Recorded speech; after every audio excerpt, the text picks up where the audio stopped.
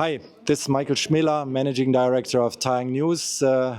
Greetings from the Solar Technology Conference 2026 in New Delhi, where we have been bringing together the Indian and international industry, all stakeholders active in manufacturing in India. And I'm very happy and excited to have with me here Milind Kulkarni, the CEO and founder of RSOLEC. Milind is a true pioneer in the field of silicon. He knows probably more than anyone else in India on this topic.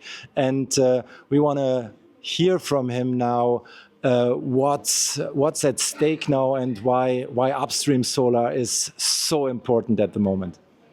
Thank you, Michael, for nice words. Really appreciate that.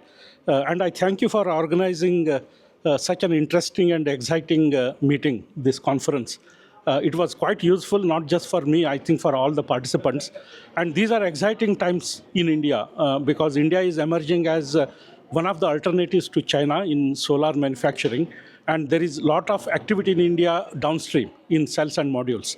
To complement this, from strategic point of view, independent of geopolitics, it is necessary for India to develop the entire supply chain. That should start from polysilicon all the way to modules.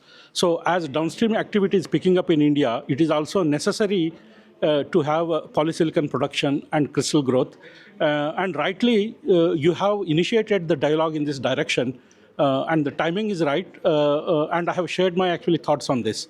And while we do this, we should also actually develop a technology-based roadmap execution mindset from license and build mindset, which I'm very sure it is going to happen in India, but it will take time. But forums like this, where this kind of dialogue can happen, will accelerate that. So I was very happy to attend the conference and meet everybody and listen to other thoughts also. Thank you. Thanks, Milind, and looking forward to see you next year. Okay, thank you very much. Thanks.